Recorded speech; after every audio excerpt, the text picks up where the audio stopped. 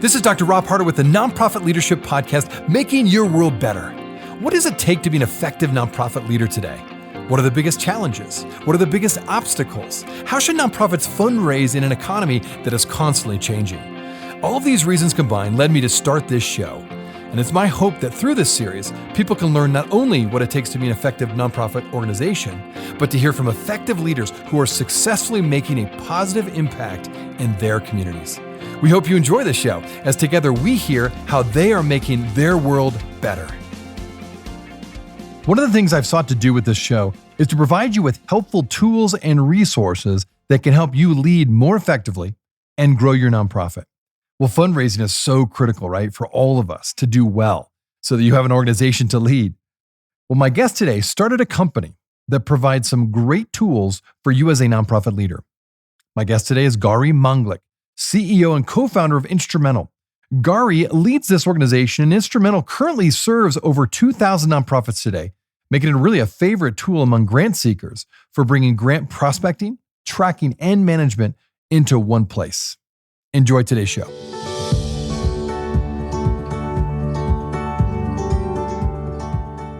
This podcast is sponsored by DonorBox. DonorBox, helping you help others with the best donation forms in the business. Gauri, it's so good to have you on the show today. You have a lot of experience in fundraising and grant prospecting, and fundraising is the lifeblood of all nonprofits, as you know. So I wanted to start out with that. Why, for so many nonprofits, can they be inefficient with fundraising specifically? And I'd like to know, how can we fix that?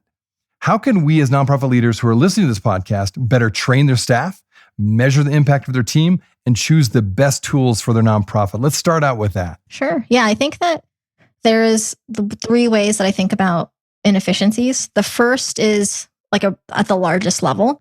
And I think that tends to come from when I see organizations, nonprofit, even for-profit, scale before they have validation of their impact, which makes everything about fundraising harder. If you don't know what story is resonating, if you don't have data or impact to point to, and you haven't built a mindset of learning and iterating to find that sustainable flywheel, if you then are, just trying to write a bunch of grants or trying to reach out to a ton of donors without that larger picture figured out, that sustainable model figured out, then that's a huge form of inefficiency. On a per hour basis, you're just spending time without kind of working on the fundamentals of what you need to prove before you're going to be able to be successful with those asks. And then I think another inefficiency comes from the second layer, comes from specifically on the fundraising efforts part, not knowing where to focus your efforts.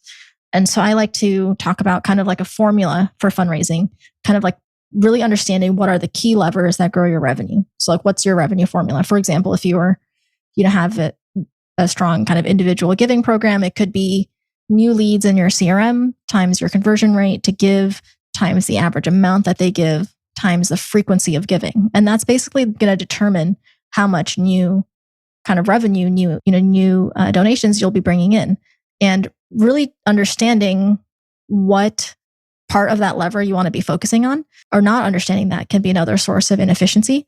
And the third, I think, comes from a lack of systems, talent, and tooling, which also need to be thought of from that larger perspective in terms of building a sustainable organizational flywheel to make sure you can invest in that. But often I see just underinvestment in those things, which makes things overall kind of feel slow and inefficient. And then in terms of measuring impact, I would say that the two things that I would look at is, as much as possible, trying to measure things quantitatively. I think especially in the world of fundraising, you're lucky in that things can really be measured quantitatively. Even if you're not working on raw dollar amounts, maybe you're working on increasing the ask amounts or the conversion rate of something or the frequency of giving. Those are all measurable. And I think that it's important to use that as the North Star to understand how impactful your efforts. And then the other thing to look at is your efficiency, right? How expensive is it for you to move a particular lever or to focus on a particular fundraising channel? So if you're able to see your overall costs for a particular channel, let's say events, and then the overall income or the revenue that you're bringing in from that, you can understand that channel relative to other channels and decide on if that's worth your time. No, all good stuff. I really appreciate that. Now, finding which grant funders will be the best fit for your organization can be daunting, at times. And there's no doubt that we're in this big data age, as you've mentioned many times. And because of that, it's more important than ever, perhaps, to leverage any and all quantitative insights that you can find around the funders that you're hoping to get funding from, particularly when you're applying.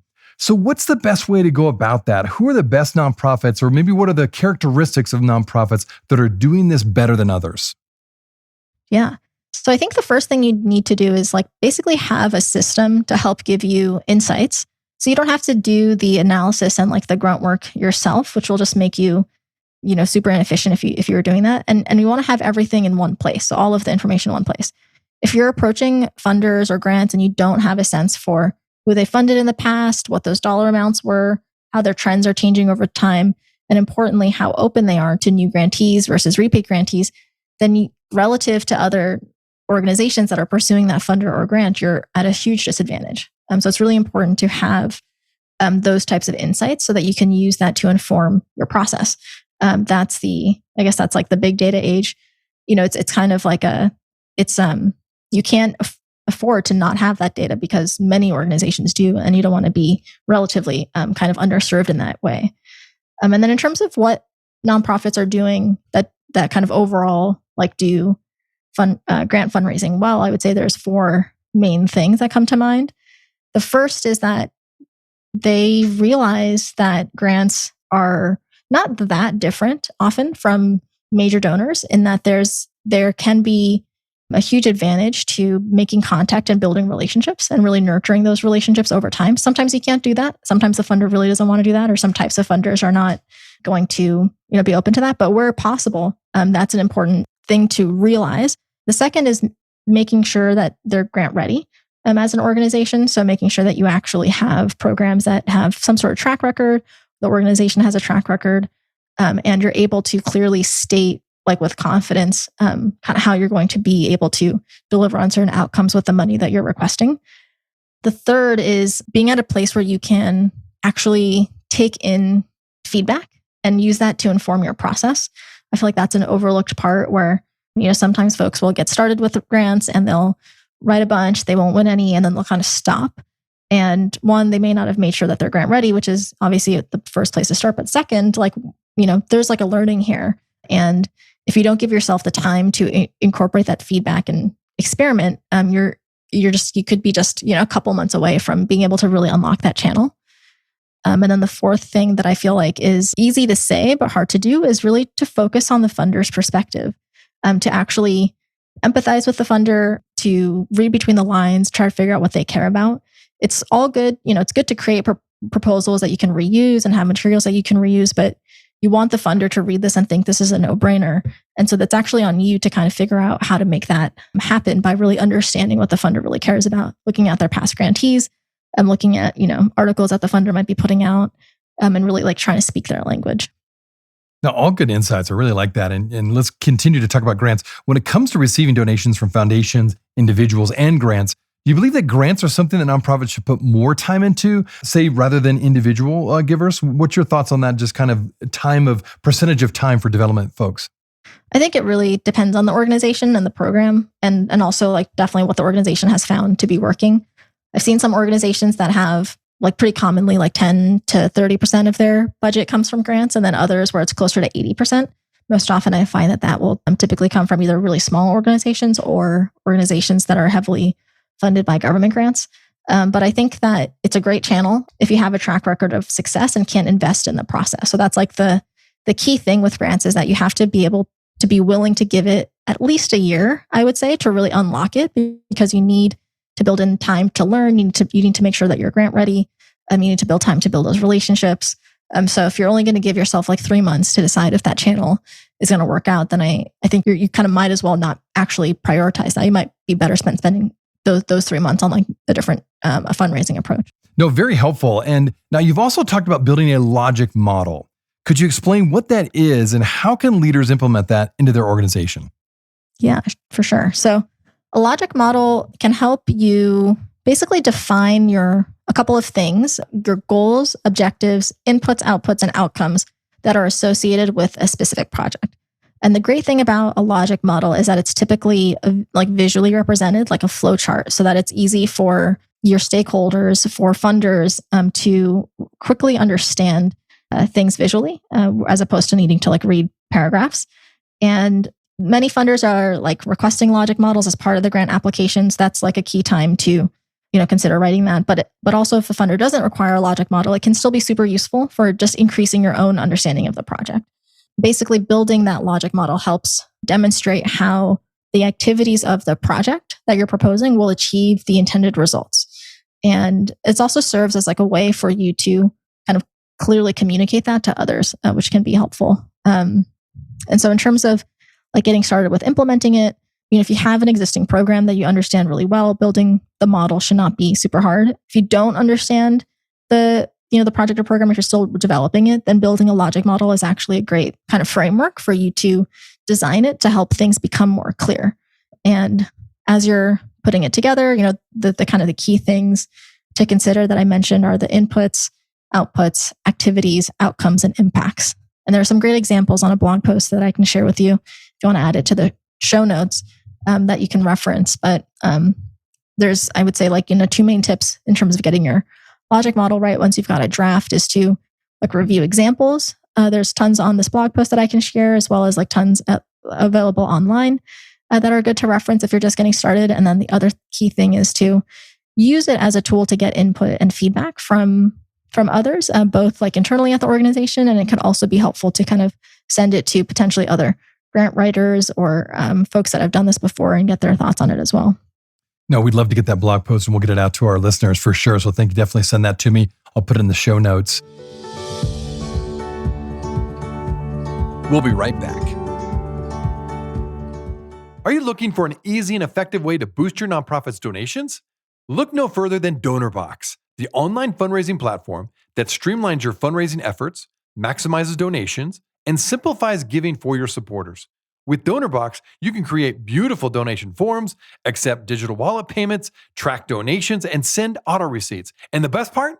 There are no setup or monthly fees and no long-term contracts required. So what are you waiting for? Visit donorbox.org today to get started. That is donorbox.org. Hey friends, and thanks so much for listening to the Nonprofit Leadership Podcast. I want to let you know that I've recently become a professional certified coach. With my nearly 30 years of nonprofit experience, I know firsthand how hard you work as a leader. I also know how important it is to have someone you can call on to get help with the barriers, the leadership challenges that you will face both professionally and personally. And I really want people to thrive, to become all they were meant to become by providing coaching and consulting services. So if coaching is something you've always been interested in, but maybe weren't quite sure what it was all about, I encourage you to reach out. You can go to my website, robharder.com, or just email me at rob@robharder.com. I would happy to provide a free sample coaching session so you can determine if coaching is for you. All right, thanks again for tuning in. Now back to the show.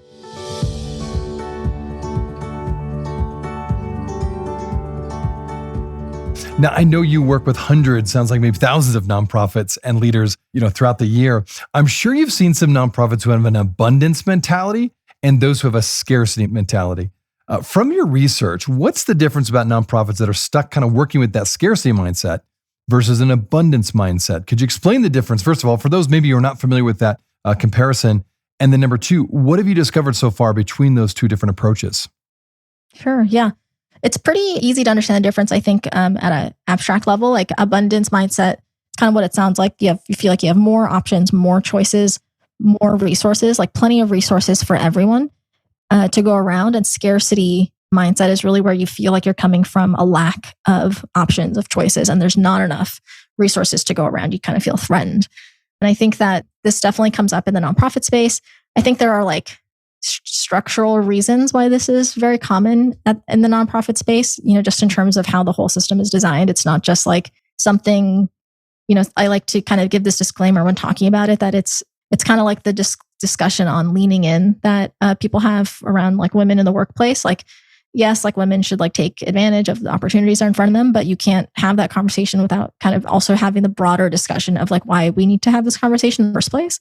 And I feel like the same thing is true with the abundance versus scarcity mindset. Like it's not like all on the nonprofit that they're the reason that they have that scarcity mindset. I mean, it's a structural issue in the whole kind of philanthropic environment, and funders play a big hand in kind of creating that. So I just want to preface that with saying that. But I think, even though there are these disadvantages and kind of a fertile ground for creating a scarcity mindset in the nonprofit space, I think you can still overcome that and use kind of certain shifts in mindset to support you. And one of the big ones, I would say, especially with fundraising, is the mindset of being able to create like win-win situations. So kind of what I was talking about before, with really being able to like empathize with the funder and understand where they're coming from. Instead of this idea of like convincing a funder or kind of like begging a funder to like donate into like your next big thing, I think the most important thing is to come from a place of strength where you have already convinced yourself that this is something that, you know, this particular funder, this particular donor should be spending their time and money on. And to convince yourself that's not trivial, you need to do a lot of work. You need to make sure your program is having an impact. You want to make sure that you're seeing kind of an initial traction. You want to make sure that you kind of are setting yourself out. You know, you have like a true kind of unique insight in terms of the community, in terms of the service offerings that you have. And if you don't have these things, you may not actually be convinced. And so that's what I was kind of saying before in terms of kind of a lot of things that get in the way of kind of inefficiencies is just kind of not having that kind of broader sustainability story figured out. And I think that also comes into play with this abundance mindset and really getting to this place first where you can come from that position of strength, but you can go to the funder and you can come from a place of, feeling like 100% confident that this funder is going to be able to meet their objectives by funding your organization. So it really sounds like you're talking about a win-win scenario in your mind, and then also going to the funder and saying that this person will actually wants to give to your nonprofit. Is that kind of where you're coming from, that you come at it with this confidence? Yeah. And like, you know, if you think about it, there's like hundreds of billions of dollars given it like in philanthropic dollars each year. And like one way to look at it is that it's like charitable and it's altruistic. And like, that's true. Of course it is. But another way to look at it is that these funders and donors, they have like true problems that they're trying to solve. Otherwise they wouldn't part with their money. There's certain like outcomes that they want to see in the world, and they're not working on them like directly, or they may not be working on them kind of hands-on. And they're looking for partners, for stewards to be able to create that impact. They're trying, you know, that's like a lot of money. There's clearly a problem that's being trying to solved. And if you want to be kind of the organization that's solving that problem, I think it's helpful to kind of come from that mindset. Excellent. No, very helpful. Well, okay, aside from having a clear and compelling mission, the talent an organization attracts and retains are absolutely critical to the success of that nonprofit. So what have you observed on that one? Because I know you've done some work with nonprofits in that regard. What about the nonprofits that are succeeding in fundraising the most? What makes them different in how they manage their people specifically? Yeah, I think there's a couple things. I think the obvious one to me, or like the first one that comes to mind, is compensation. I think like the nonprofit sector has an advantage in that they can really focus on the mission, and they can have really mission-oriented folks join their organization and really be, thinking about the success of the organization as a whole, which is great. But I think you can't push that too far, right? Like there has to be some sort of sustainable compensation strategy from the beginning that has to be like baked into your organizational kind of plan. Like if you don't see a path forward where that's possible, then that's like a huge problem, and you kind of need to rethink your overall model. I have a startup, and in the early days, like it's not like we were paying like market salary. So I think there's like obviously like a grace period when you are getting things off the ground, and people are also willing to take less payment at that time. But there has to be kind of like an eye to a way to get to a more sustainable model. And then I think there's a couple of other things just on the kind of mindset. Like I think there's a lot of turnover in the nonprofit space, and I think sometimes leaders can feel like that's unavoidable. And I would kind of challenge that to really see if you can be an example of a different kind of organization that has really great retention, and what would it take for you to have that. It's not going to be easy. You'd have to figure out how to like help people grow in their careers, and how to help coach them, how to help them grow their skills, be open to their feedback. And all those things are not easy when you have a million other things to work on, especially if you're a small organization. But I think it's worth trying to understand the like real cost of losing good talent, because it's more expensive than just, just the time, I guess, it takes to find that next person. So would you say, even to the point where it's more expensive to have high turnover than just to continue to keep people, in place as long as possible. In other words, it really can be a problem down the road for your organization. If you can't keep people, you can't retain people, you don't attract them with the right salary or the right environment. In the long run, you're really hurting your nonprofit. Yeah, absolutely. And I think there's also in years 2, 3, 4, when you get folks that have been in your organization that are high performers, that have that institutional knowledge, they're going to be able to create such greater impact than somebody who's just joined, been here for 6 months. Oh, absolutely. Do you feel like, we've had lots of conversations with people on the show. I've had lots of conversations with fellow nonprofit leaders. This is a challenge. And I think even more so now with the job market the way it is, it seems like all the pressures of needing to bump people's pay up, whether it be salary or hourly pay. Have you found that to be the case? Do you feel like this is maybe an acute crisis, even in the nonprofit world, to really make sure we're being competitive with our salaries and our recruitment efforts? Oh, yeah, for sure. I think that's across the board. And I think that, I would imagine that the pinch is being felt pretty acutely in the nonprofit sector, just based on, just the foundation and the kind of compensation philosophy of a lot of organizations. And yeah, I think then, to kind of be competitive, I would again go back to your overall kind of flywheel as an organization and make sure that you're really building in sustainability and growth so that you can have this flywheel of being able to invest in great talent and having that kind of build into, being able to show success in your programs and being able to show impact and obviously being able to hire fundraising folks.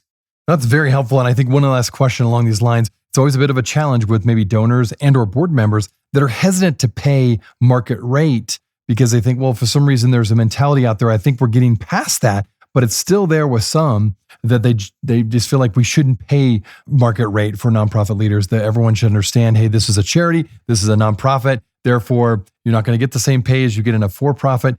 I know that mentality is changing with a lot of leaders and a lot of authors and people that are in this field, but there's still I don't think that's across the board. What have you found when it comes to that mentality of maybe not paying people as much as they really should be paid in order to save money for the nonprofit?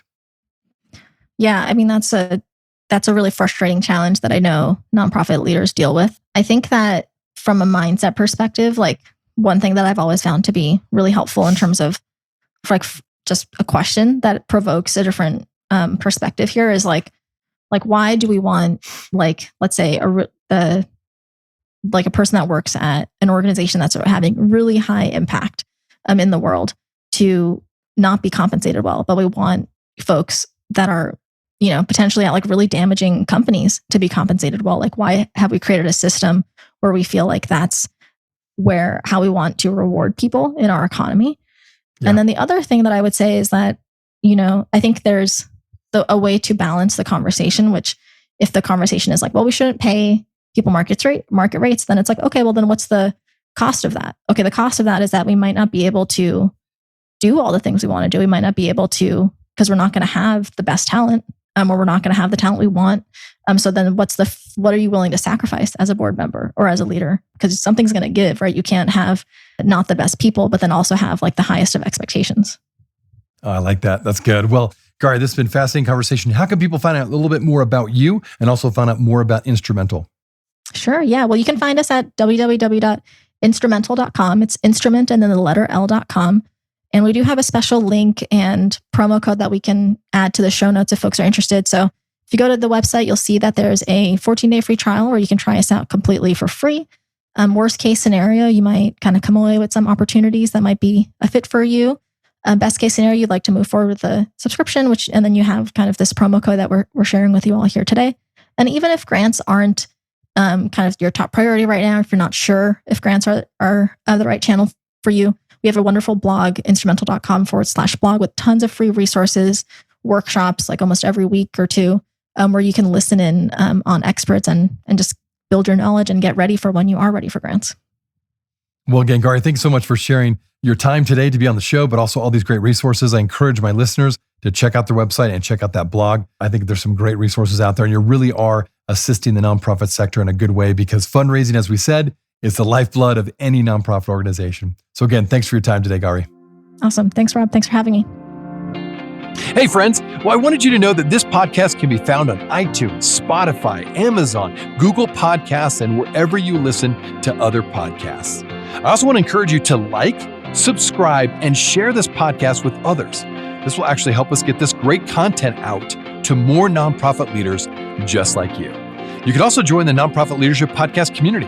Find other resources and interviews of past guests all on my website, nonprofitleadershippodcast.org. Well, thanks again for listening. And until next time, keep making your world better. And don't forget to subscribe to my YouTube channel, the Nonprofit Leadership Podcast. Go to YouTube and look up Nonprofit Leadership Podcast. We'll see you there. This podcast is sponsored by DonorBox. DonorBox, helping you help others with the best donation forms in the business.